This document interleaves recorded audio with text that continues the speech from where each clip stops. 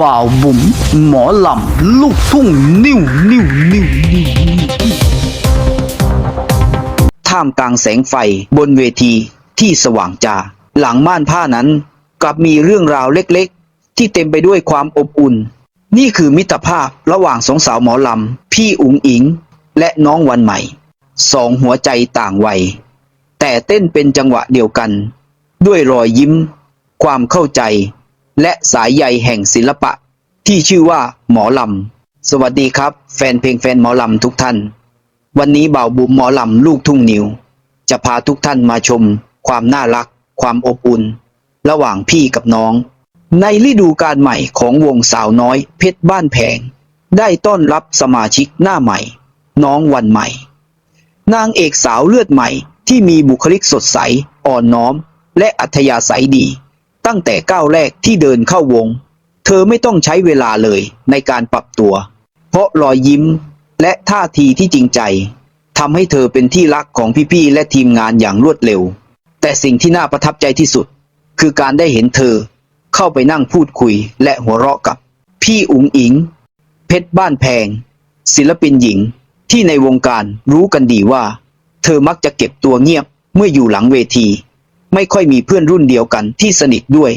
เพราะเวลาส่วนใหญ่ของพี่อุ๋งอิงจะอยู่กับคุณพ่อคุณแม่และแฟนคลับรอยยิ้มที่กลับมาอีกครั้งทุกคนที่ใกล้ชิดกับอุ๋งอิงต่างรู้ว่าเธอเป็นศิลปินที่มีระเบียบในชีวิตสูงมากพอขึ้นเวทีจบก็จะกลับไปพักเงียบๆไม่ค่อยพูดหรือเล่นกับใครแต่ตั้งแต่วันใหม่เข้ามาในวงภาพที่เคยเงียบเหงากลับเปลี่ยนไปเบื้องหลังเวทีที่เคยเงียบมีเสียงหัวเราะเบาๆดังขึ้นอีกครั้งเสียงพูดคุยเรื่องอาหารเสื้อผ้าการแสดงและเรื่องชีวิตธรรมดากลายเป็นความอบอุ่นที่หลายคนในวงสังเกตได้มันอาจฟังดูเล็กน้อยแต่สำหรับคนที่อยู่กับการทำงานและการเดินทางตลอดเวลารอยยิ้มหลังเวทีคือพลังใจที่ทำให้เธอกลับมามีความสุขกับการทำงานมากขึ้นจริงๆเพื่อนร่วมทางไม่ใช่คู่แข่งในวงการหมอลำการมาของนางเอกหน้าใหม่มักถูกจับตามองเพราะหลายครั้งความเปรียบเทียบระหว่างรุ่นพี่รุ่นน้องทำให้เกิดกระแสแข่งขันแต่ไม่ใช่กับคู่นี้อุ๋งอิงและวันใหม่กลับแสดงให้เห็นพลังของความจริงใจทั้งคู่มักถูกเห็นเดินด้วยกันกินข้าวด้วยกันหรือพูดคุยอย่างสนุกสนานในเบื้องหลังการแสดงไม่มีช่องว่างไม่มีการแบ่งชั้นว่าพี่คือดาวเด่นน้องคือผู้ตามสิ่งที่เห็นคือความอบอุ่นแบบพี่น้องแท้ๆที่เข้าใจและคอยดูแลกันนี่แหละคือภาพที่หลายคนพูดว่าหมอลำยุคใหม่ไม่ใช่การแข่งกันแต่คือการร่วมสร้างความสุขให้แฟนๆด้วยกัน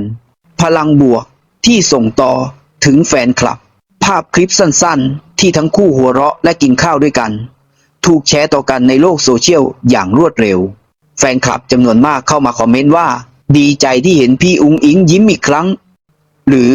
น้องวันใหม่คือพลังบวกของวงจริงๆสิ่งเหล่านี้ไม่ได้เกิดจากการจัดฉากแต่เป็นความจริงใจที่ออกมาจากธรรมชาติของศิลปินทั้งคู่ภาพแบบนี้แหละที่ทำให้คนดูรู้สึกว่าหมอลำไม่ได้มีแค่เสียงแคนกับแสงไฟบนเวทีแต่มีหัวใจของคนจริงๆที่รักกันอยู่ข้างในอุ๋งอิงศิลปินผู้ให้และวันใหม่ศิลปินผู้เข้าใจน้องอุ๋งอิง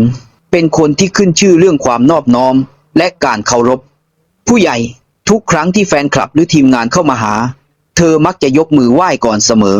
ส่วนน้องวันใหม่ก็เป็นศิลปินรุ่นใหม่ที่รู้จักกาลเทศะมีสัมมาคารวะและไม่เคยทำตัวเกินเลยเมื่อทั้งสองคนมาเจอกันจึงกลายเป็นจังหวะของพลังดี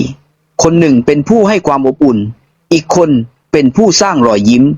สองพลังนี้เมื่ออยู่ด้วยกันก็กลายเป็นแรงผลักดันที่ทำให้วงสาวน้อยเพชรบ้านแพงอบอุ่นและสดใสกว่าเดิมความสัมพันธ์ที่สะท้อนภาพลักษณ์ของวงสาวน้อยเพชรบ้านแพงมิตรภาพของทั้งคู่ไม่ได้แค่สร้างความสุขส่วนตัวแต่ยังกลายเป็นภาพจำใหม่ของวงสาวน้อยจากที่หลายคนมองวงหมอลำว่าเข้มข้นดุดันและแข่งขันตอนนี้กลับเห็นภาพศิลปินรุ่นพี่รุ่นน้องที่หัวเราะร่วมกันแบ่งปันข้าวกล่องและช่วยกันแต่งหน้าในเต็นท์หลังเวทีมันคือภาพของครอบครัวหมอลำยุคใหม่ที่แฟนคลับต่างชื่นชมและอยากให้วงอื่นนำไปเป็นตัวอย่าง เสียงสะท้อนจากแฟนคลับ หลังจากคลิปนี้ถูกเผยแพร่ในโซเชียล ยอดวิวพุ่งขึ้นหลักหมื่นภายในไม่กี่ชั่วโมง คอมเมนต์ส่วนใหญ่เต็มไปด้วยความรัก เช่น สองสาวน่ารักทั้งคู่ ดูแล้วอบอุ่นใจมาก ดีใจที่เห็นพี่อุ๋งอิงยิ้มอีกครั้ง วันใหม่เข้ามาเติมเต็มจริงๆ ขอบคุณที่ทำให้พี่อุ๋งอิงหัวเราะได้ ทั้งหมดนี้สะท้อนว่าแฟนคลับไม่ได้รักศิลปินเพราะความดังหรือเสียงร้องเท่านั้น แต่เพราะความเป็นมนุษย์ที่ซื่อสัตย์ต่อหัวใจตัวเอง ในโลกของหมอลำที่ต้องเดินทางเกือบทุกวัน การได้เจอคนที่เข้าใจเรา คือของขวัญที่ล้ำค่าที่สุด อุ๋งอิงและวันใหม่ อาจไม่ใช่พี่น้องแท้ๆแต่พวกเธอคือครอบครัวเดียวกันที่ใช้หัวใจเดียวกันในการสร้างความสุขให้แฟนๆและนี่อาจเป็นเหตุผลที่ทำให้วงสาวน้อยเพชรบ้านแพงไม่ได้เป็นแค่หมอลำชื่อดังแต่เป็นวงที่เต็มไปด้วยพลังแห่งความรักความสามัคคีและศรัทธาที่แฟนๆมีต่อพวกเขาในโลกของหมอลำที่เสียงเพลงไม่เคยหยุดหมุนการได้เจอใครสักคนที่เข้าใจเราคือของขวัญล้ำค่าที่สุดวันนี้พี่อุ๋งอิงและน้องวันใหม่ได้พิสูจน์ให้เห็นแล้วว่าความสัมพันธ์ที่จริงใจไม่ต้องมีคำพูดหรูหราแค่รอยยิ้มและหัวใจที่ตรงกันก็เพียงพอแล้วและนี่แหละคือความงดงามที่ทำให้วงสาวน้อยเพชรบ้านแพงไม่ได้เป็นเพียงหมอลำในตำนานแต่เป็นครอบครัวของหัวใจที่รักเสียงลำอย่างแท้จริงสุดท้ายนี้ถ้าคุณชอบคลิปนี้ก็อย่าลืมกดไลค์กดแชร์กด Subscribe เพื่อเป็นกำลังใจให้กับทีมงานเราด้วยนะครับเห็นพี่อุ๋งอิงเนี่ย คือว่ากินน้ำกันพ่อแต่ว่าหนูจะกินหลายตัวจังมัน พูดอะไร เดี๋ยวว่าพี่ก็ได้ไปวัดกับพี่เหมือนกัน เนี่ย กินอยู่เศร้า มันที่อื่นอยู่ดีเลยที่ชุดน่ะซ่อมยัง เอาตังค์ให้พี่บอลเลยค่ะบาทได้ว่าไหนไม่รู้อะไรทราบว่าโอ้ยจ่าย3อย่างจะไปตั้งหมอนมันตั้งเด็กหมอนตั้ง ใครตั้งให้